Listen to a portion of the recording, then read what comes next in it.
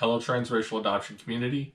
My name is Pugs, and I run the Identity Transracial Adoptee Experiences blog and website, as well as this YouTube channel by the same name. As you can probably tell from the hair situation that I have going on now as opposed to previous videos, it's been a while since I've done one of these video updates. The goal is to start producing these videos on a more regular basis. So if you have any ideas for any topics that you would like discussed, please leave those in the comments down below, and I'll do my best to get to all of the topics that people comment on.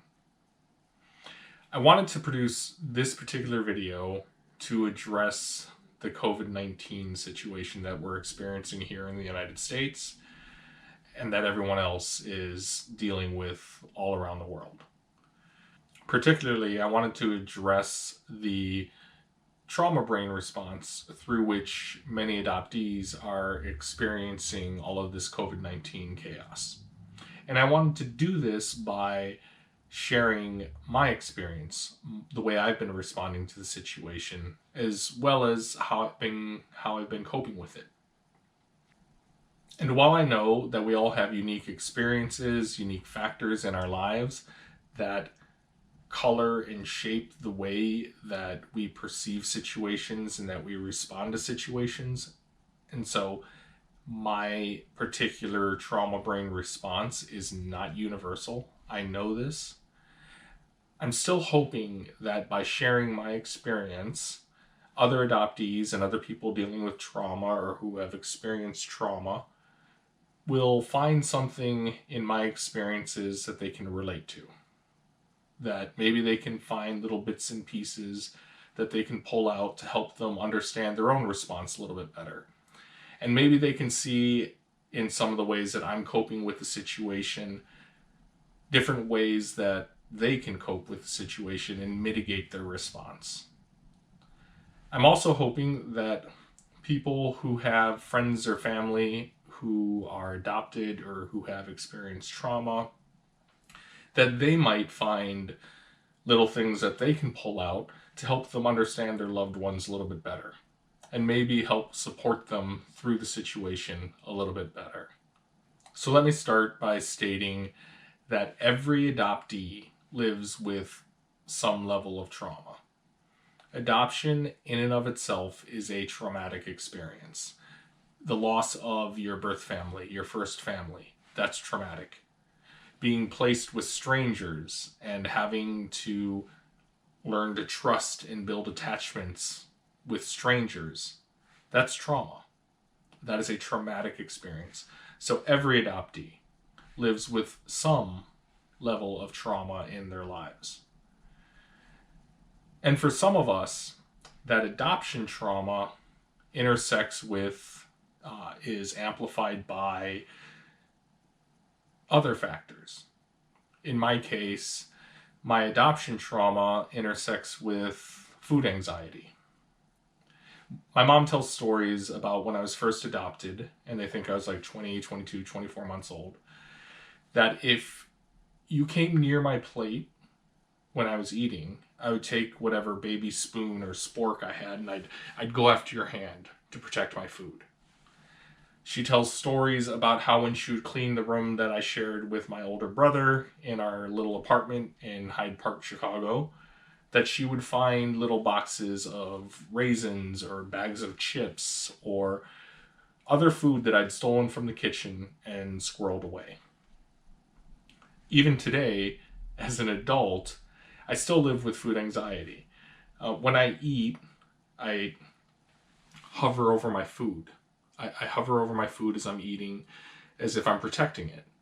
And if I catch myself doing that and I take a hand away and I sit on it or whatever the case may be, 5 minutes later, I'm not paying attention and all of a sudden I'll realize that I'm right back hovering over my food again.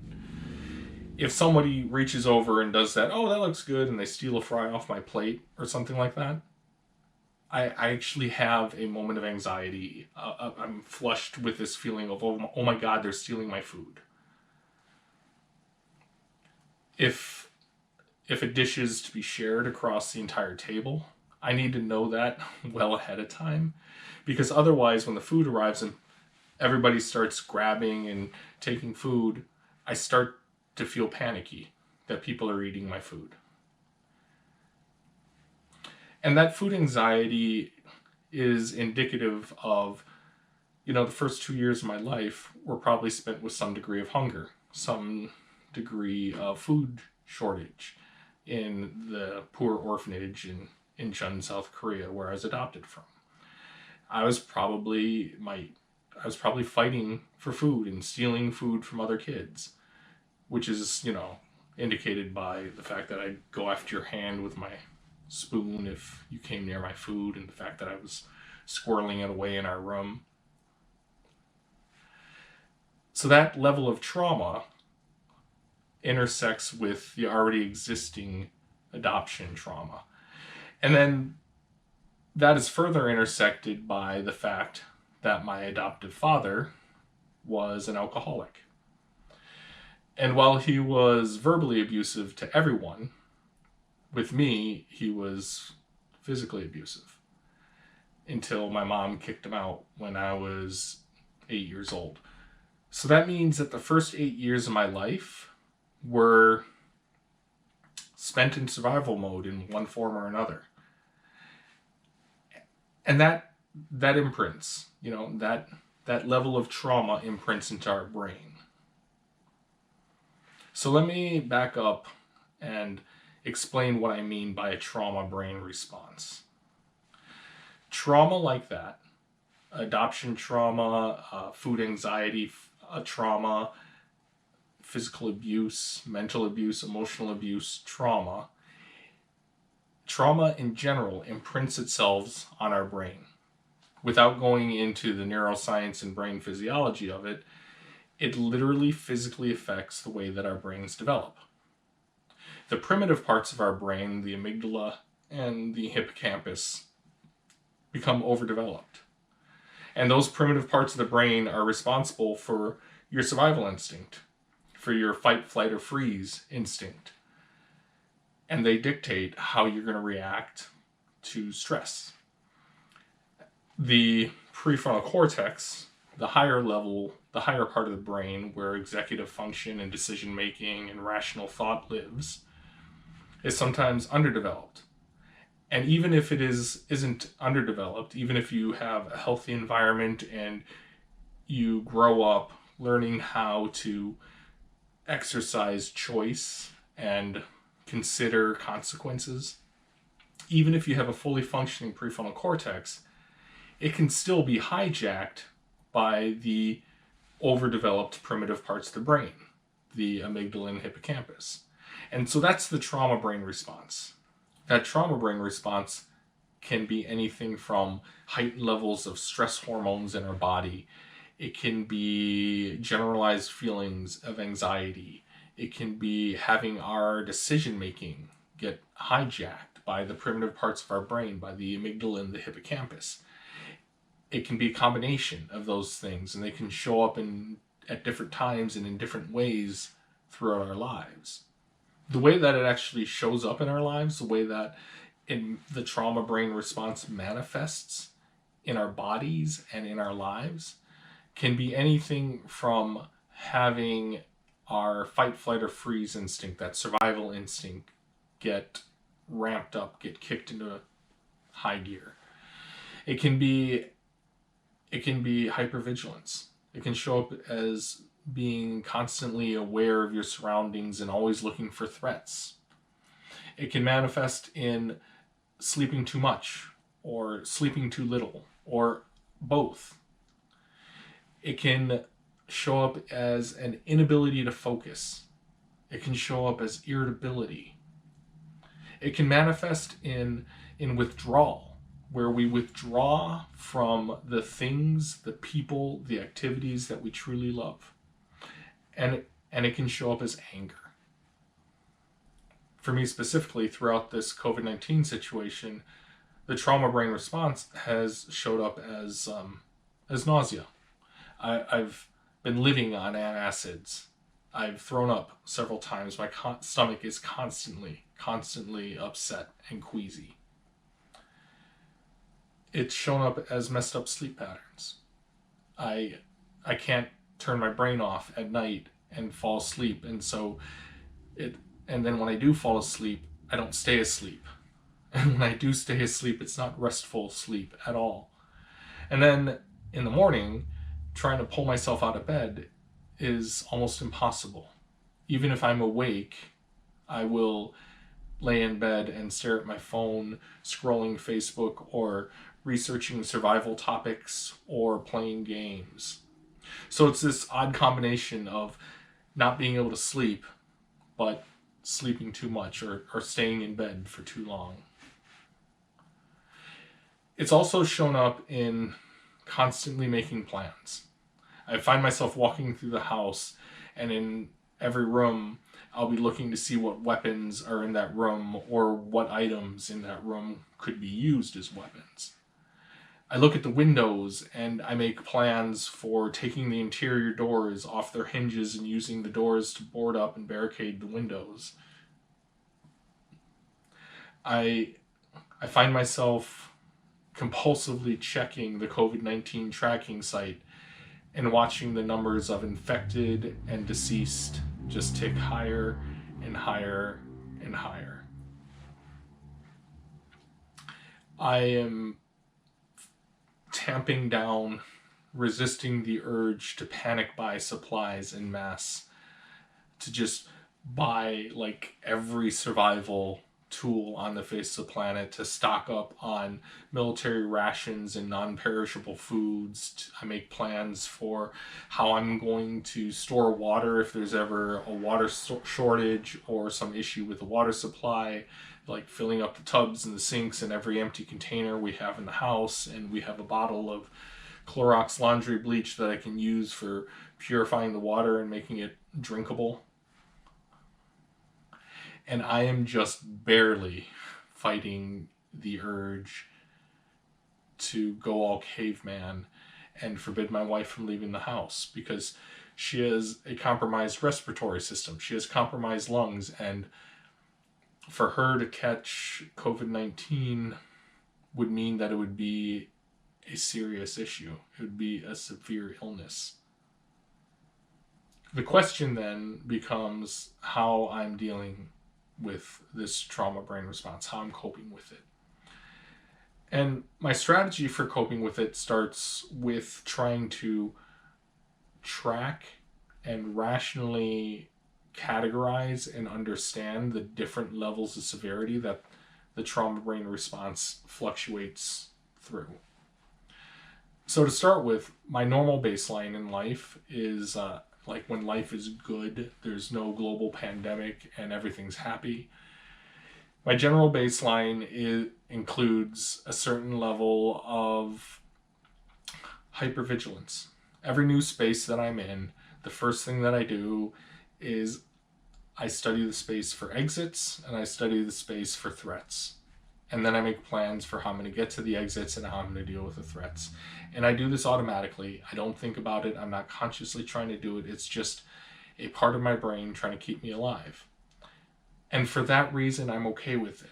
I just accept that it's part of who I am. And that's good. It's a good thing that my brain is trying to keep me alive. And so as long as I just acknowledge that that's what it is, I'm fine. And it doesn't limit me. It doesn't impact my life. I can go out and I enjoy my family, my friends. I'm not shut in. I'm not hypervigilant to the point that I'm paranoid. It's just a part of what I do, and I accept it, and it's okay. And this is the baseline that hopefully when this COVID-19 chaos settles down, this is the baseline that I'll return to. And that would be wonderful. But for right now, my new baseline is this generalized anxiety that's constantly with me. It's this thrum, this line of tension that just runs through my entire body and runs through my entire life ever since the stay-at-home orders were issued. When things start getting bad, when the trauma brain response starts getting bad, that generalized anxiety starts to become nausea. That's the nausea I was talking about. And that nausea is combined with this compulsive urge to panic buy supplies and any survival related tools. And when that starts to happen, I know that I need to start working a little bit harder at mitigating the trauma brain response. When things get really bad, however, it's I am filled with this feeling of panic, and I have to work very hard not to actually go and move into a full-blown panic, because I'm filled with this sense that I need to run away, and the physical energy and tension in my body of needing to run away, except I don't know what I'm running away from. I don't know where I'm running to. I just know that I need to run, and I know that I need to fight. I need to fight someone, but I don't know who I'm fighting or why. And when it hits that level, I know that it's gotten very bad. That the trauma brain response is starting to take control.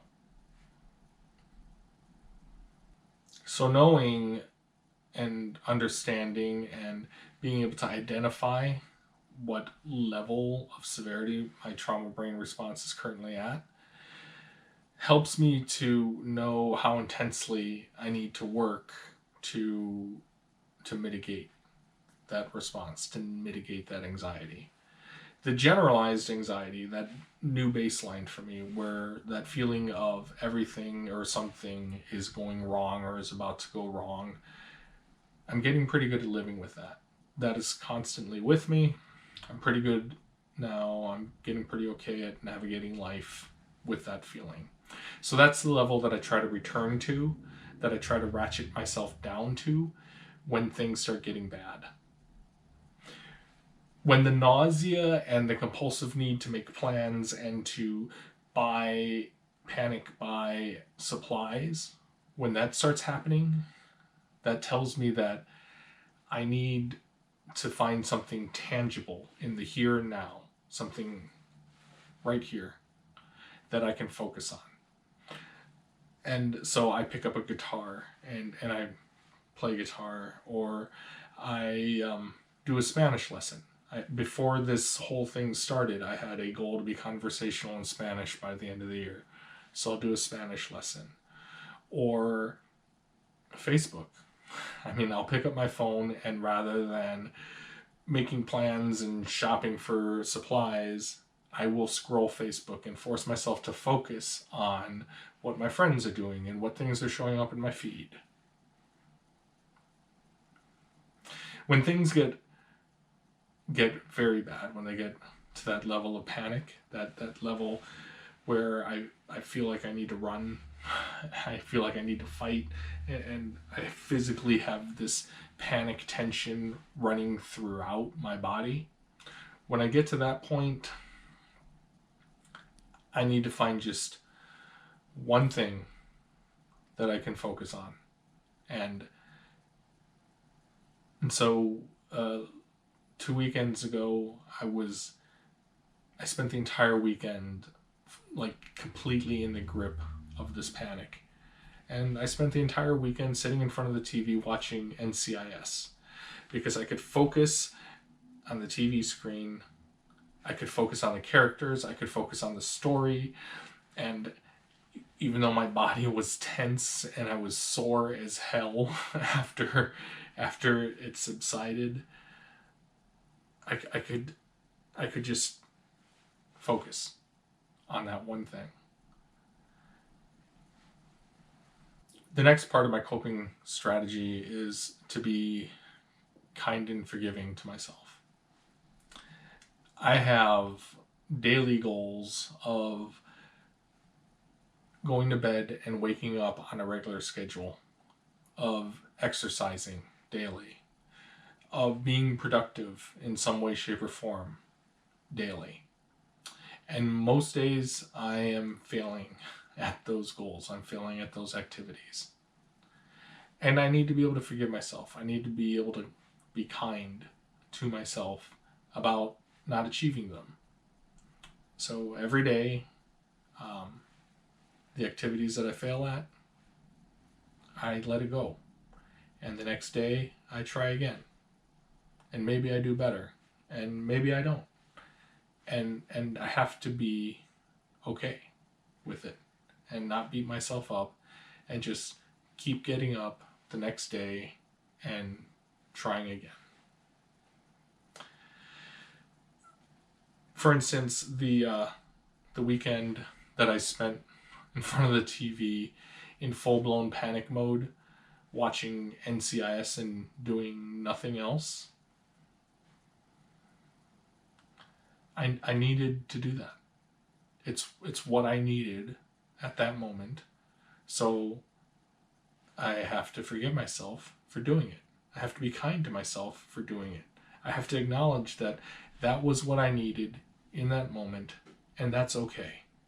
And that's good, actually. It's better than okay. It's good. It kept me grounded. It kept me present.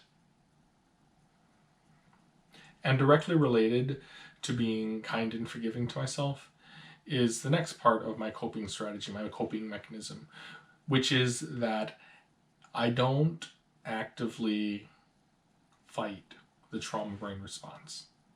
I don't fight against it because that only makes it worse for me. Instead, what I try to do is I acknowledge that it's trying to keep me alive. And so therefore, I don't try to squash it. Because I truly do want to have that survival instinct. I want that fight, flight, or freeze survival instinct. I want the entire trauma brain response and the hypervigilance and everything and the planning that goes along with it. I want all of that there if things truly do go to crap. Instead of fighting that response, I manage how much control I give it.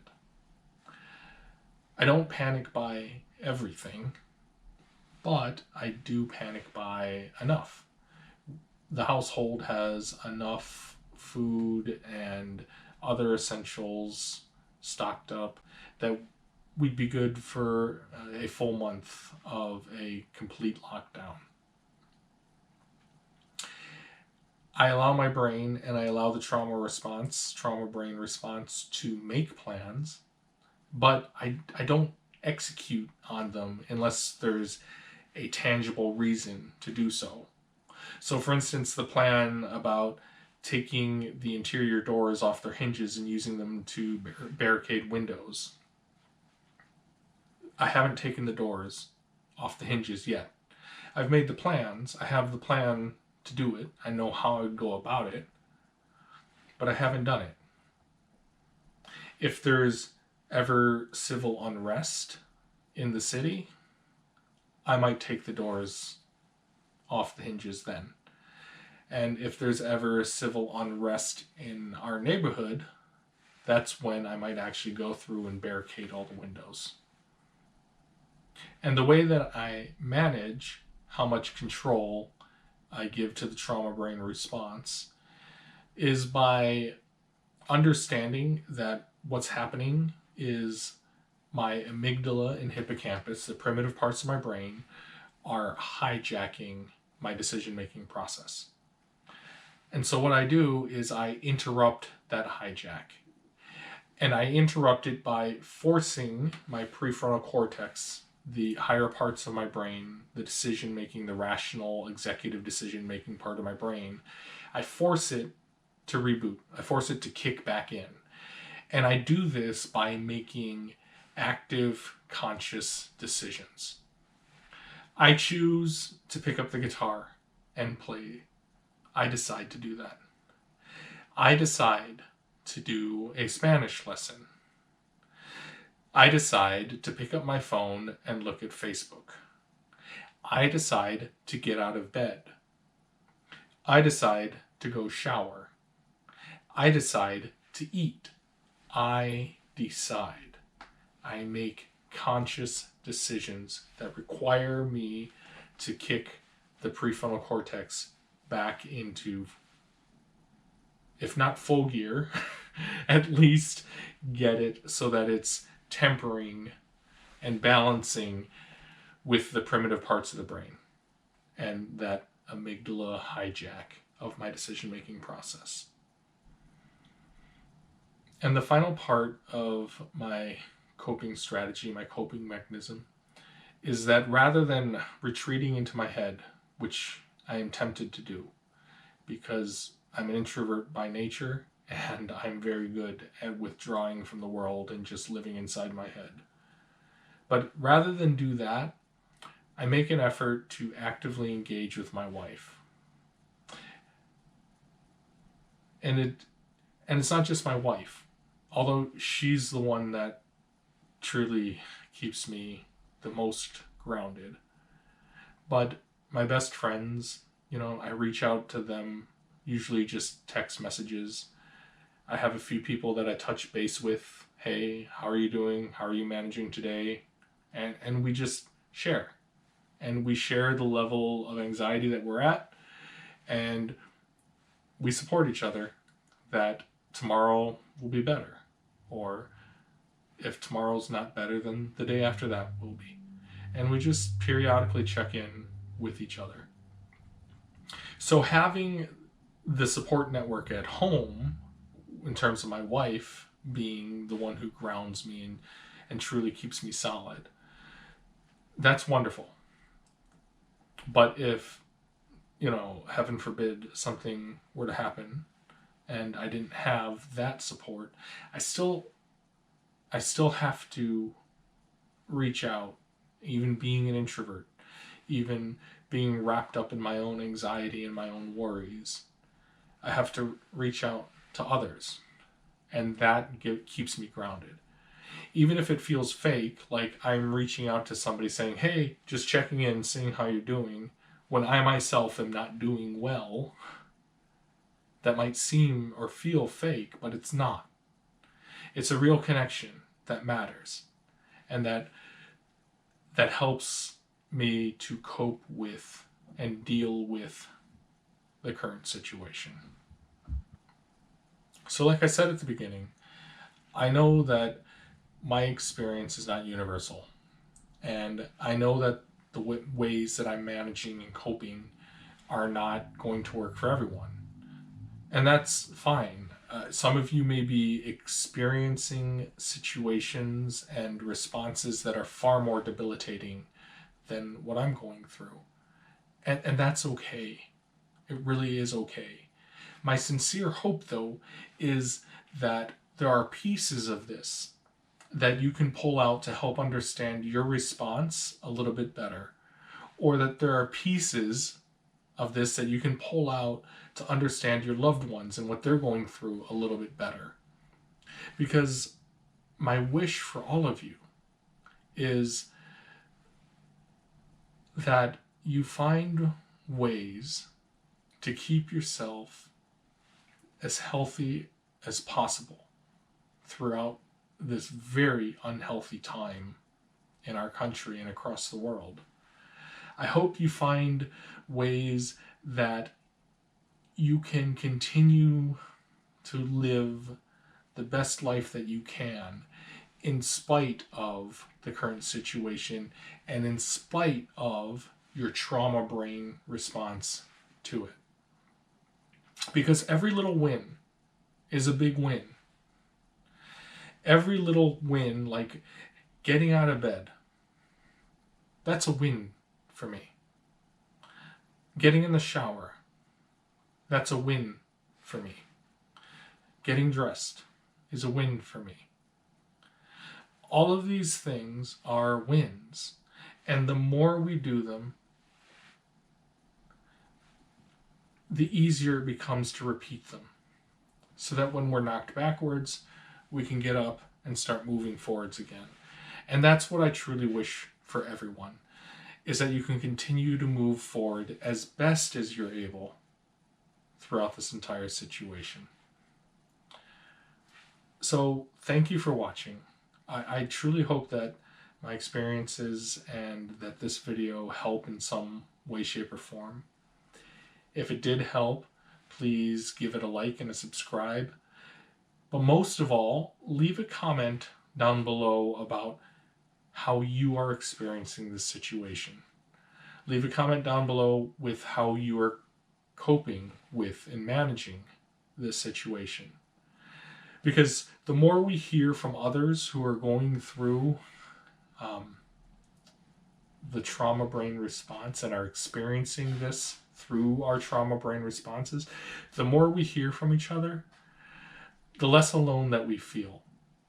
And that's that sense of community, that sense of knowing that there are others like you and being able to see yourself and see your experience in others, that's powerful.